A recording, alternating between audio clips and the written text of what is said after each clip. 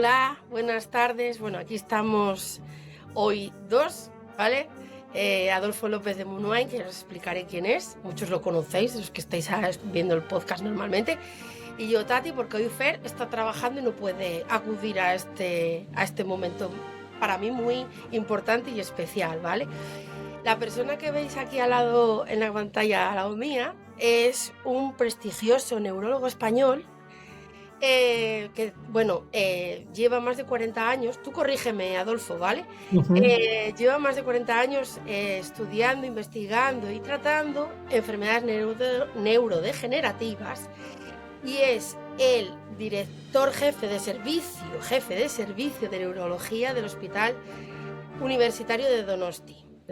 Y aparte es el director científico de lo que hoy se llama Cibernet, que es una fundación, vamos a llamarlo, ¿no? Corrígeme, ¿vale, Adolfo? Un centro en red, un centro en red, Un centro en red. un centro de Eh, investigación en red. exacto, un centro de investigación en red que es, vamos, algo muy novedoso y muy importante que está pasando y que están haciendo Carmen Paradas y un montón de investigadores y así como Adolfo, que es el director. Su dedicación la ha llevado a tener un premio en el 2000, si no me equivoco, 21, por su trayectoria profesional en la Sociedad Española de Neurología. Pues nada, con esto, Adolfo, te doy la bienvenida. Bueno, bien hallada. Y bueno, yo conocí a Adolfo a través de Jaime Lafita y de Jone López Erauskin. Y para mí es un placer tenerlo aquí porque, bueno, me ha quitado de muchas dudas de lo que yo tengo. Hemos hablado y sé de cosas que, bueno, pues están pasando en el tema de investigación y sobre todo hago que mi comunidad de la asociación pues vaya eh, dando algo de soporte y de recaudación a la investigación que ellos están llevando. Entonces, bueno, voy a empezar con unas preguntas, ¿vale? Para Adolfo.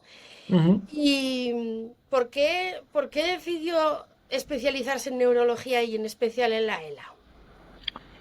Bueno, son dos preguntas. La decisión de especializarme en neurología viene de la carrera, ¿no? Yo tuve un profesor de neurología, que era el profesor Martínez Laje, que era un hombre que sabía comunicar entusiasmo por una disciplina médica que era una disciplina de frontera, ¿no? Una disciplina en la cual pues, se trataba de investigar las enfermedades más complejas que afectan al cerebro, pero probablemente fue su personalidad la que me influyó pues, para dedicarme a la neurología.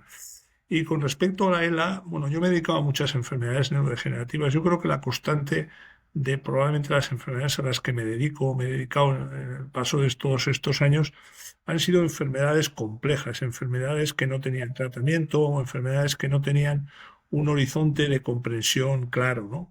Probablemente por el reto. Había otras enfermedades con más arsenal terapéutico, con más conocimiento, pero quizá yo siempre me he ido un poco más hacia las enfermedades donde realmente faltaba conocimiento y pensaba que había que empujarlas más, ¿no? Y la ELA, pues obviamente es una de ellas. Pues muchísimas gracias, ¿vale? Por estar ahí para nosotros, sobre todo, a Adolfo. ¿Cuál es el mayor aprendizaje que le ha dado trabajar con pacientes de ELA? Bueno, trabajar con pacientes de ELA, en principio lo primero que te confronta es ante a veces las propias limitaciones de tu especialidad, ¿no? A veces es una cura de humildad constante en el sentido de decir cuántas cosas hay por hacer, ¿no? Y eso, yo creo que eso es un estímulo para alguien que quiera mejorar las cosas o dejarlas mejor que como las encontró, ¿no? Esa es la primera cuestión. Y la segunda, el testimonio de vida de muchos pacientes que han sabido vivir con una enfermedad sabiendo que era una enfermedad que en muchos casos iba a cortar de manera muy sensible su expectativa de vida y truncar sus planes vitales y sin embargo pues lo hacían con una gran dignidad y con diríamos, con un gran espíritu apoyados generalmente por las familias. Por lo tanto, las dos cosas, ¿no? Una motivación extra para la investigación y luego un testimonio de vida de alguna forma de una gran entereza en muchos, no en todos, pero en muchos de los pacientes que he podido ver a lo largo de estos años. Y también un pozo de tristeza, ¿no? De ver cómo pacientes que has estado viendo de manera más o menos intensa durante unos cuantos años, unos cuantos meses, pues dejan de estar presentes y te vas acordando de todos ellos. Por eso siempre a veces fantaseo con la idea de que el día que consigamos descubrir las claves de esta terrible enfermedad, podamos ofrecer ese descubrimiento sobre todo a las personas que ya no están con nosotros, que han Sí. pasado y que han dejado una huella, al menos en mí lo han dejado. Muchas gracias por las palabras. Y la verdad, bueno, sobre todo la fuerza que yo cuando entré a formar parte de esta pequeña familia, me di cuenta de la fuerza que recoges de los demás compañeros. Bueno, es una cosa que es bastante significativa en nosotros, vamos, al principio, pues bueno, el diagnóstico nos viene bastante abajo, pero luego pues viene adelante lo que es la fuerza y las ganas de luchar. Entonces, bueno, la siguiente pregunta que tengo, Adolfo, es ¿cuáles son los principales retos que os encontráis con el tema de la investigación? Bueno, si hablamos de la investigación en general, la investigación biomédica, el reto es el de siempre, ¿no? Que es el de conseguir una cierta estabilidad en las asignaciones presupuestarias Claro, para la investigación, ¿no? Que sufren muchos vaivenes en función, pues, de las condiciones, diríamos, pues, económicas del país. Pero en general nunca, ni en las situaciones de bonanza económica, ni en las situaciones de crisis, en general, la aportación al tejido de investigación siempre está por debajo de las necesidades. La segunda cuestión que yo creo que sería importante tener en cuenta es que muchos pacientes, no pasa nada. tienen, perdón, muchos proyectos Sí, tienen necesidades presupuestarias que no pueden ser cubiertas en su totalidad por el sistema público y por lo tanto hay que establecer marcos de colaboración público-privada que permitan ampliar las posibilidades presupuestarias. Y en el campo ya concreto de la ELA, que es un paradigma de enfermedad compleja, donde las haya, pues probablemente la enseñanza fundamental o la necesidad fundamental es la de coordinar los esfuerzos.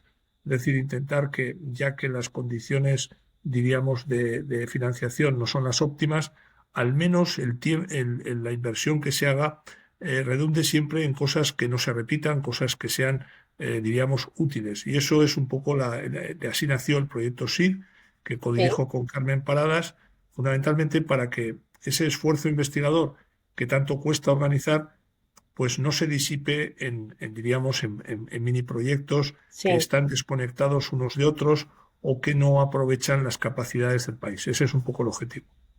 pues es una idea estupenda y por la que yo siempre estoy con mi asociación intentando sacar dinerito para que os llegue, ¿vale? Hoy justamente Ciber ha publicado en el Instagram que os ha llegado un dinero de nuestra parte la Fundación Cádiz. Así que yo desde aquí quiero animar al resto de las asociaciones para que mm, os donen dinero y también, bueno, pues a Biodonosti, por supuesto, porque es un trabajo necesario que necesitamos en la comunidad de la ELA.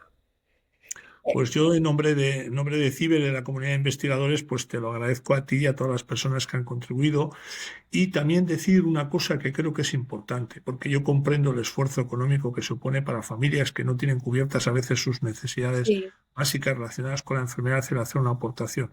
Pero hay otra forma de aportación que yo creo que debemos estimular, y es la aportación de la presencia, como se ha hecho en los últimos años, gracias al esfuerzo de muchas asociaciones y grupos relacionados con la ELA, de poner la ELA en la agenda, ¿no? En la agenda de las agencias de investigación, para que de alguna forma se invierta fundamentalmente por quien tiene la capacidad de invertir, que es las estructuras públicas, y como decía antes, también por las estructuras privadas. Hay muchas formas de invertir. A veces invertir significa tener una ley que permita tener incentivos fiscales a aquellas entidades, a aquellas empresas que sean capaces de invertir. A veces no hace falta dar dinero, sino basta simplemente con orientar determinadas normas, como se hace en otros campos, como mm, puede ser, por ejemplo, el cine y la cultura, para de alguna forma orientar recursos hacia una actividad que luego, a su vez, también tiene connotaciones económicas.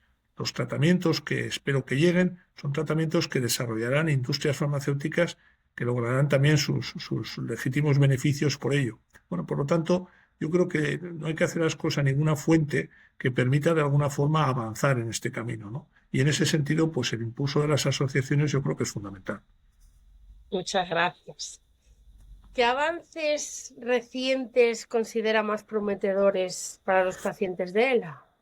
Bueno, yo creo que el avance fundamental, pensando en los pacientes, no pensando en las cuestiones científicas que son de gran interés, pero que a veces están lejanas a la realidad de los pacientes, es la aprobación del primer tratamiento útil, verdaderamente útil para una forma de ELA que ciertamente es una forma de ELA muy restringida. Son los pacientes que tienen una forma familiar El ligada Tofersen, ¿no? a las mutaciones en SOD1, en SOD1, Sí. pero que es un tratamiento que nos ha dado mucha ilusión por dos razones. Primero, porque es, como decía, el primer tratamiento realmente eficaz. Ujú. Y en segundo lugar, porque una pregunta que nos suelen hacer a veces los enfermos de si me llegase un tratamiento, ¿qué pasaría? ¿Yo mejoraría? ¿Me quedaría como estoy? ¿Empeoraría más lentamente? Bueno, los datos preliminares de este tratamiento que se llama Tofersen Ujú. contra las formas de SOD1 lo que nos están permitiendo ver es que los pacientes no solamente se estabilizan, sino que pueden en algunos puntos mejorar, lo cual abre una puerta de esperanza. Es decir, a pesar de que la evolución de la enfermedad esté avanzada, pues estos pacientes, al menos en los datos preliminares, no solamente están estables, sino que mejoran. Obviamente todo esto hay que confirmarlo con estudios más largos. De hecho, la aprobación de Tofersen se hizo pues, en base a unas evidencias insuficientes, pero suficientemente prometedoras como para ser aprobado por las agencias reguladoras de los medicamentos en Estados Unidos y en Europa, pero ahora que ya se empiezan a ver algunos resultados evolutivos, da la sensación de que algunos enfermos pueden mejorar, lo cual es una fuente increíble de esperanza. Hace falta trasladar esta vía que hemos encontrado para tratar esta forma muy particular de ELA a otras formas de ELAs y de manera muy clara a las formas esporádicas, donde lo genético no es el elemento fundamental. Yo tengo unos compañeros que están tomando Tofersen y Ujú. están súper contentos, Adolfo, la verdad.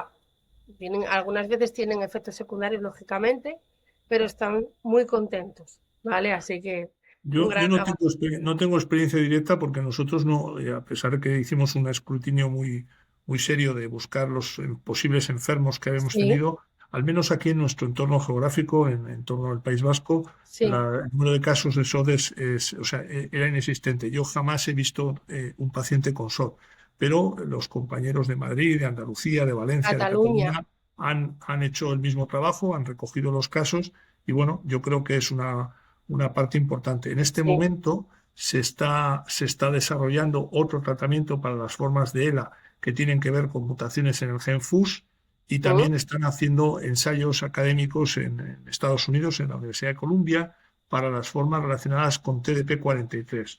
Por lo tanto, yo creo que las formas genéticas de la enfermedad, que son un 10% aproximadamente, son las que primero van a recoger, diríamos, los frutos de la investigación. Es un escenario en el cual la causa de la enfermedad está muy clara, es una mutación, no hay otras causas aparentemente impactando sobre la enfermedad y por lo tanto la ventaja que tienen estas enfermedades primero es que las podemos detectar antes de que aparezcan los síntomas, porque ya sabemos que hay un familiar afecto al que hemos diagnosticado, y segundo que podemos, diríamos, actuar directamente sobre la única causa que provoca la enfermedad. Esto simplifica mucho diríamos, simplifica, entiéndase bien, ¿Mm? es algo muy complejo, pero significa que la diana del tratamiento es una, cosa que no ocurre en las formas esporádicas, que las comprendemos todavía de una forma imperfecta y eso hace que posiblemente sea la causa de que la mayoría de los ensayos en las formas esporádicas hasta ahora pues hayan tenido resultados negativos.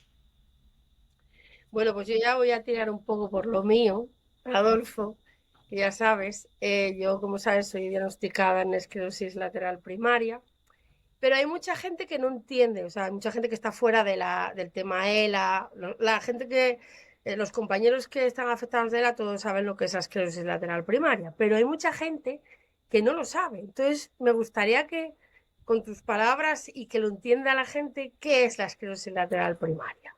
Mira, pues mira, te voy a explicar, voy a intentar hacer una introducción para entender. El sistema motor funciona en los humanos con unas neuronas que están, diríamos, una está en la parte frontal, en la parte, diríamos, cerebral, lo que es el cerebro, en la región frontal, y la segunda motoneurona que conecta con la primera está repartida a lo largo del tronco de encéfalo para los pares craneales, para los nervios de la cara, Mm. y a lo largo de la médula, pues para inervar los diferentes segmentos del cuerpo, brazos y piernas, ¿no?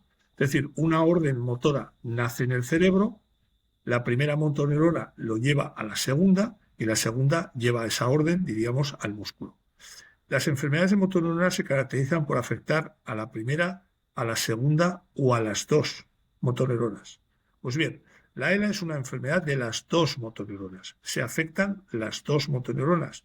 Puede que más una que otra, pero se afectan los dos. Los pacientes tienen signos y síntomas derivados de la afectación de la primera motoneurona y de la segunda motoneurona. La esclerosis lateral primaria es una variante de enfermedad de motoneurona donde lo que se afecta fundamentalmente es la primera motoneurona. Se producen signos de liberación de la segunda, que queda, diríamos, ha perdido la influencia de la primera, y entonces se producen signos fundamentalmente de debilidad, pero también espasticidad, espasmos, etc. Pero no se producen otros síntomas que son característicos de las formas de ELA clásica, como pueden ser la atrofia muscular, las fasciculaciones, la afectación respiratoria. Es cierto que en el curso evolutivo de la esclerosis lateral primaria puede aparecer, al cabo de los años, puede aparecer una afectación de segunda motoneurona, con lo cual estaríamos ante una variante de enfermedad de motoneurona que tiene un predominio, al menos durante mucho tiempo de su inicio, por la primera motoneurona.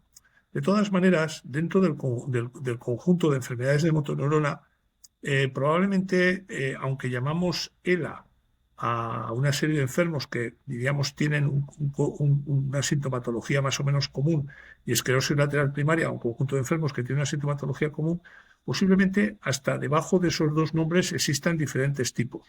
Y yo no descartaría en absoluto que, dependiendo de cómo se llega a la degeneración de la motoneurona, en realidad estemos hablando de enfermedades diferentes que confluyen en un punto común, que es la muerte de la motoneurona, con unos síntomas que, digamos, derivan de esa muerte de la motoneurona, pero que el camino por el cual se llega a esa muerte de la motoneurona pueda ser completamente diferente. Y esto enlaza con lo que decía antes. Posiblemente, si encontrásemos en cada enfermo cuáles han sido los caminos por los cuales ese enfermo ha llegado a la muerte de la motoneurona, sea de las dos o sea solamente de la primera, podríamos intentar diseñar una medicina más personalizada. Yo soy de los que creen que el tratamiento de la ELA probablemente tenga que ser un tratamiento probablemente diferente de unos enfermos a otros, Mm. aunque hay un elemento que yo creo que es común a todas ellas y es la progresión. Una vez que el proceso se ha puesto en marcha, probablemente a partir de un cierto momento todas las ELAs son iguales. Si nos ponemos al principio de la enfermedad, puede ser muy importante tratar esas causas que han desencadenado la enfermedad, pero si nos ponemos en un punto donde la enfermedad ya ha evolucionado, probablemente lo más interesante a la hora de buscar tratamientos es detener la progresión de la enfermedad. Por eso creo que es una enfermedad que hay que entender tanto en cómo se produce y en qué tiempo de evolución de la enfermedad estamos. Si estamos en un tiempo, diríamos, precoz, que es lo que diferencia, por ejemplo, el éxito de los tratamientos para las formas familiares, estriba en que estamos tratando a pacientes que antes de que desarrollen los síntomas ya sabemos que lo van a desarrollar porque es una forma familiar. Desgraciadamente esto no lo sabemos ni en la esclerosis lateral primaria ni lo sabemos en la ELA. Necesitamos entender qué está pasando antes de que el paciente empiece a tener síntomas para poder entender cuál sería la mejor forma de abordarlo. Yo los primeros síntomas, Adolfo, fueron debilidad en los brazos.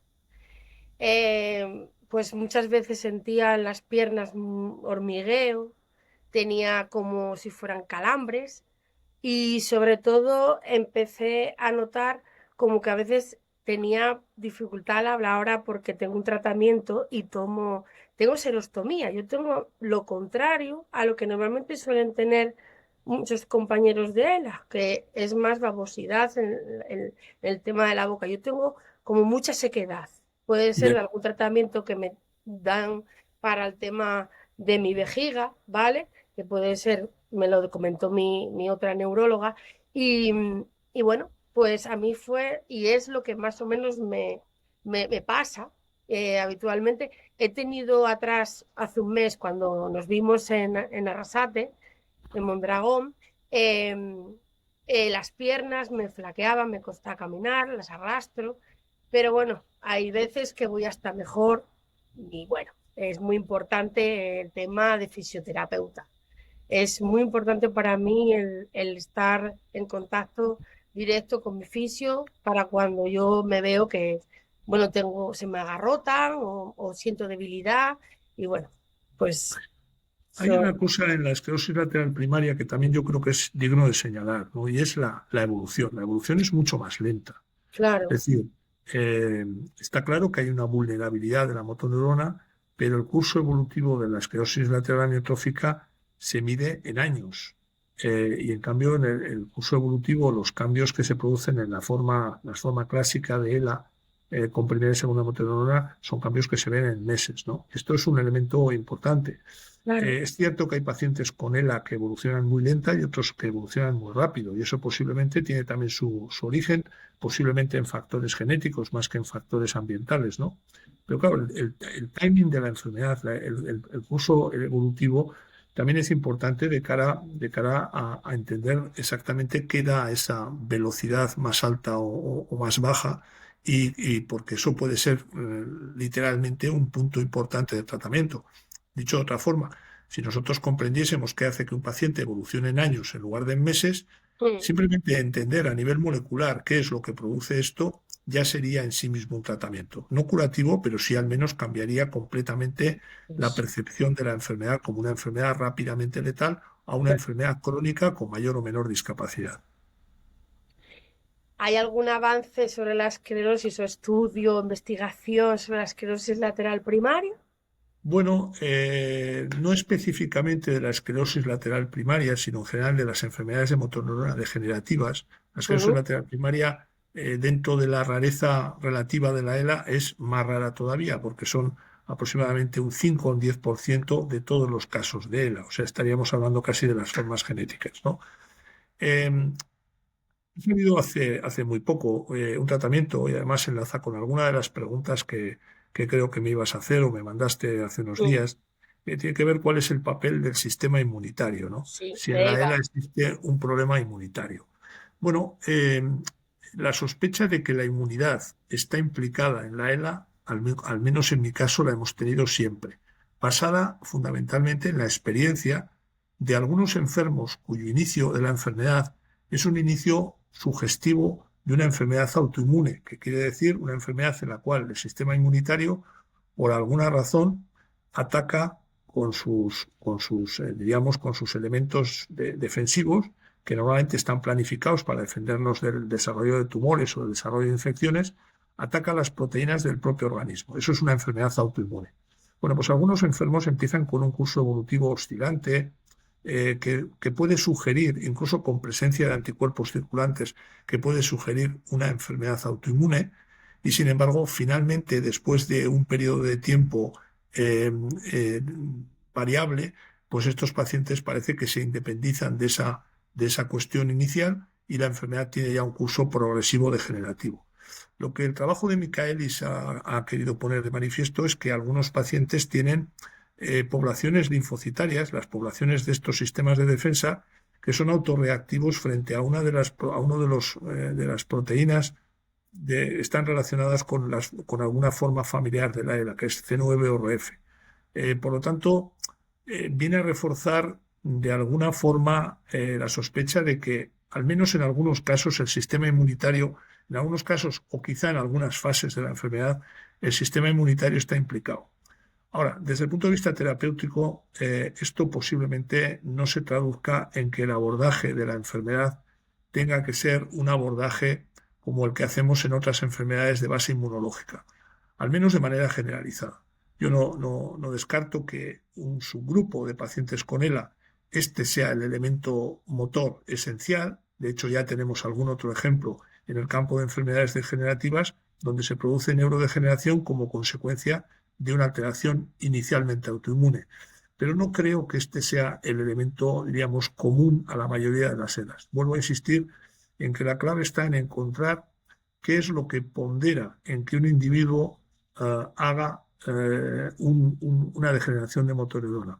Un investigador británico, Al-Chalabi, hace ya unos 11 años, publicó una teoría que se llama la teoría de multipaso, donde se explicaba que probablemente para llegar a la ELA son necesarios no un paso, sino al menos 5 pasos. El problema es que esos 5 pasos no sabemos el orden de los pasos, no sabemos qué es cada paso y probablemente, y esto es una suposición, los pasos que de un paciente son diferentes a los de otro paciente. Es decir, se necesitan varias cosas para que uno tenga ELA, pero las cosas que se necesitan posiblemente sean diferentes en unos enfermos a otros, con excepción de las formas genéticas, que son formas en las cuales, pues bueno, una mutación genética ya condiciona el riesgo de tener ELA. Por tanto, yo creo que este avance, que ha recibido bastante atención en la prensa no especializada respecto al posible papel de la inmunidad, creo que es un avance importante, pero probablemente limitado a la hora de entender. Es una parte más que tenemos que integrar en el puzzle que significa la ELA, como en su día lo fueron las formas tóxicas, ¿no? La gente que hace una enfermedad de motoneurona porque infiere un tóxico que Sí. es capaz de matar la motoneurona. Bueno, es un elemento más. Bueno, cuando nos vimos en Arrasate, en el simposio que organizó Dale Candela de Gemela Frita, no me dio tiempo, te hice una pregunta muy cortita, que no me dio tiempo, que además era muy básica. Y ahora, pues claro, se me quedaron unas pocas, ¿vale? Sobre todo son de compañeros, ¿vale? Hay una que ya me has contestado, que es la del tema inmune, de Eva. Y luego pues tengo a José Luis Capitán, que es muy amigo mío, porque yo soy asturiana y bueno, somos ahí grandes compañeros, que me ha dicho que, bueno, ya te la formulé, pero para que los que nos están oyendo, pues sepan de qué estamos hablando. ¿Qué le supondría a un enfermo inyectarle EPO como medida para mantener oxigenados sus músculos y retardar su deterioro acompañado de electrodestimulación? Bueno, honestamente tengo que decir que tendría que reflexionar, pero voy a contestarte un poco desde el sentido común. La Sí. EPO, para que no lo sepan, es una hormona que se segrega fundamentalmente en el riñón y que es capaz de inducir la producción de glóbulos rojos, de tal forma que una persona con un tratamiento de EPO lo que haría es tener una mayor capacidad aeróbica por un aumento de los glóbulos rojos. Eso tiene algunos riesgos, en el sentido de que la sangre con muchos glóbulos rojos puede ser una sangre más densa y podría aumentar el riesgo de fenómenos de coagulación, fenómenos trombóticos, y es la razón por la que la EPO, que se utiliza de manera ilegal como estimulante en algunos deportes, pues es una hormona prohibida para los deportistas. Se utiliza en pacientes que tienen enfermedad renal y que, como tienen enfermedad renal, no fabrican suficiente EPO y se les administra, diríamos, de manera subsidiaria. La electroestimulación es algo que también se ha venido usando, se viene usando y se viene más que usando, publicitando como una forma de mantener el trofismo muscular. Aquel músculo que no recibe la inervación correcta Mm. por parte de la motoneurona, vamos a intentar mantenerlo, diríamos, con un tren de estimulación eléctrica directo, ¿no? El problema es que la mayoría de los estudios, o sea, hay muy pocos estudios bien hechos respecto a la neuroestimulación. Es decir, este tipo de anuncios donde aparecen personas que se estimulan los músculos abdominales o otros músculos y lucen un aspecto fantástico, bueno, pues es posible que esto se pueda conseguir, pero realmente los estudios que existen son muy escasos, ¿no? Esto entra dentro de lo que es, diríamos, una medicina basada en pocas evidencias científicas, ¿no? Con respecto a su eficacia para el objetivo que persiguen. Aunque, ya digo, de entrada, pues no tiene o sea, no es descabellado pensar que la estimulación de un músculo que ha perdido su inervación va a ayudar a mantener el trofismo muscular y de alguna forma evitar la atrofia. Lo que pasa es que en la enfermedad de motoneurona el problema no está en el músculo, o por lo menos no está en el músculo, diríamos, primariamente. Nosotros estudiamos, en concreto aquí en San Sebastián, estudiamos el papel del músculo en la enfermedad y creemos que sí tiene un papel. Pero en términos generales, el músculo, al menos en su versión clínica, es, diríamos, una consecuencia de la muerte de motoneurona. Insisto, nosotros creemos que puede tener un papel primario, es decir, que la motoneurona no sería el primer elemento diríamos, alterado, sino que la motoneurona se podría alterar, quizá no en todos los casos, como consecuencia de una influencia negativa retrógrada desde el músculo. Pero esto es una vía de aproximación al problema, diríamos que es nuestro campo de investigación, pero probablemente no es la causa de la mayoría de las SELAs o de todas las SELAs, ¿no?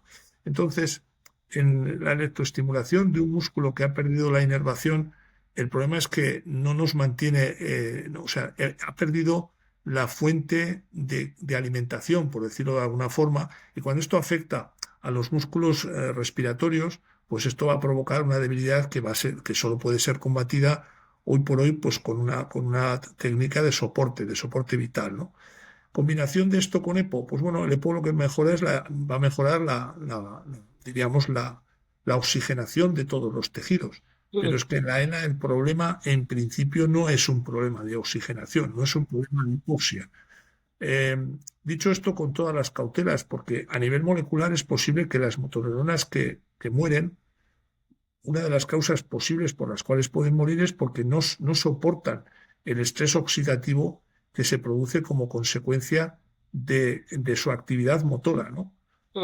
Una intensa actividad motora que conlleva una intensa actividad metabólica puede acompañarse de una insuficiencia de esa motoneurona para soportar, diríamos, tanta actividad, es decir, cae exhausta de su propia actividad.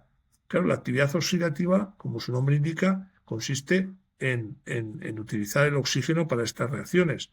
Entonces, el problema no es tanto que no llegue oxígeno como el hecho de que esa actividad metabólica favorecida por el oxígeno, que hace más eficiente diríamos, los procesos metabólicos celulares, si no es capaz de regenerar o de eliminar los elementos de desecho que se producen como consecuencia de esa combustión, pues el problema lo tiene la motoneurona. Quema mucho, pero no limpia bien. Digo esto como hipótesis, ¿eh? Es decir, estamos hablando de cosas que tienen muchos datos experimentales a favor, Claro. pero nuevamente con la cautela de que si queremos explicar la ELA con una única causa, nos vamos a equivocar. Yo vuelvo un poco a insistir, debemos identificar las causas y posiblemente, y en línea con lo que nos han enseñado los oncólogos, el tratamiento de la ELA, si a mí me preguntas cómo lo veo yo dentro de 5 o 6 años o dentro espero que de menos, pues salvo en las formas genéticas, que ya hemos dicho que un único tratamiento puede ser eficaz, en las demás formas yo creo que esto va a ser como la oncología, va a ser un cóctel de fármacos que posiblemente actúen a diferentes niveles en función de lo que en ese paciente podamos identificar como más relevante. El reto es identificar cuáles son los factores relevantes en cada paciente. Es decir, 2 pacientes tienen ELA, pero ¿qué les hace diferentes? Entendiendo qué les hace diferentes, podremos intentar aplicar tratamientos diferentes. Y esta es la base de la política de terapias combinatorias, ¿no? Que significa un cambio cualitativo en la mentalidad del desarrollo de fármacos. Ahora mismo las compañías están de alguna forma consagradas a intentar buscar un tratamiento que cure la ELA. Y igual el tratamiento que cura la ELA es una combinación de tratamientos que curan la ELA. Es decir, si cada uno va buscando, diríamos, la cura milagrosa con un único compuesto que actúe sobre una única diana, yo creo que nos vamos a equivocar. Por eso el proyecto SEED, además de ser colaborativo, como decía al principio, para tratar de no dispersar esfuerzos, también tiene la voluntad de intentar integrar diferentes aproximaciones terapéuticas para intentar de alguna forma cubrir, como digo, como hacen los oncólogos, todos los aspectos que se producen en el desarrollo. Y los oncólogos han tenido éxito. Han convertido en poco más de 20 años muchas enfermedades tumorales en enfermedades casi crónicas, a base de tratamientos muy selectivos, pero combinados. Bueno, y la última pregunta que tengo, que le ha hecho Fer, mi compañero de podcast, que no está aquí ahora mismo y amigo, si pudieras pedir una cosa para avanzar en vuestras investigaciones y no pudiese ser dinero, ni equipos que se compran con dinero, ¿qué pedirían? Bueno, pues lo que he comentado ya varias veces, Sí, es decir, la coordinación del trabajo, ¿no? El dejar un poco de lado, diríamos, la visión un poco egocéntrica de que siempre a todo investigador le gustaría descubrir la cura y decir, este es un trabajo colectivo, este es claro, un trabajo donde nadie sobra.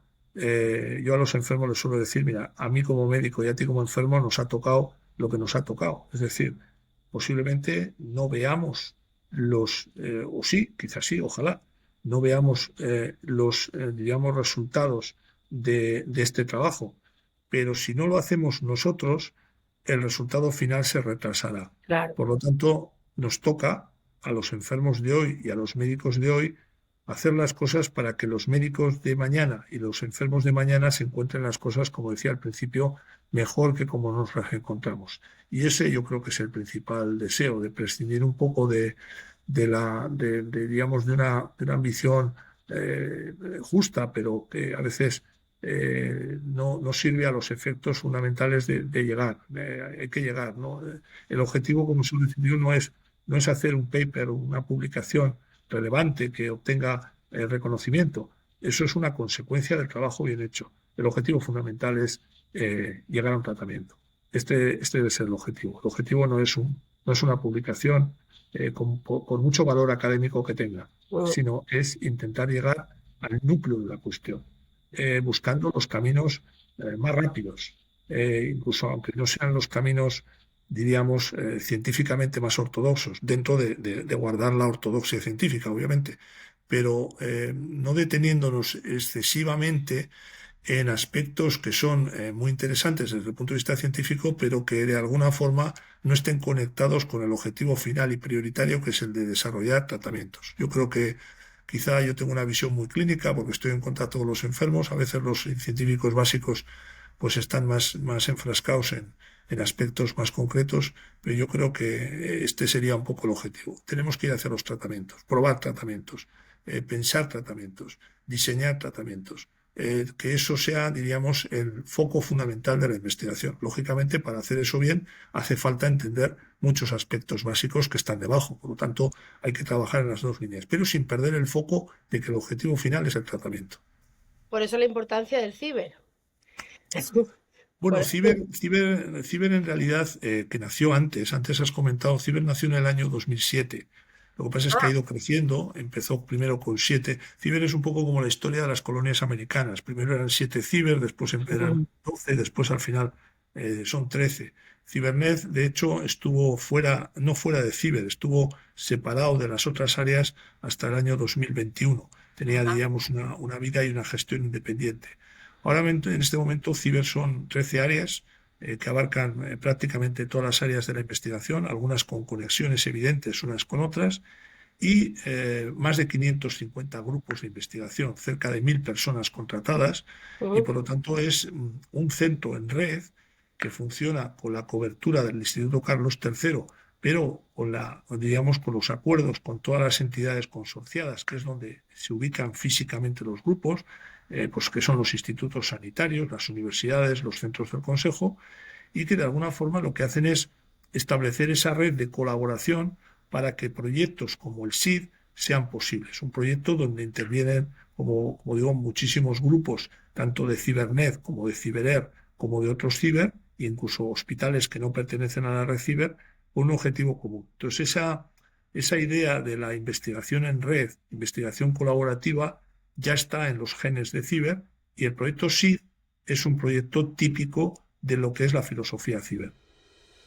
Bueno, pues Adolfo, no me queda más que darte las super gracias por estar aquí, porque sé que estás a mil, ¿vale? Muchísimas gracias por tu trabajo, porque a mí lo único que me da es esperanza, de verdad, todo tu equipo, a Lorea, que siempre está ahí atendiéndome, a ti, a Marta, a Carmen, y bueno, y estoy enormemente agradecida de que hayas echado este ratito conmigo, ¿vale?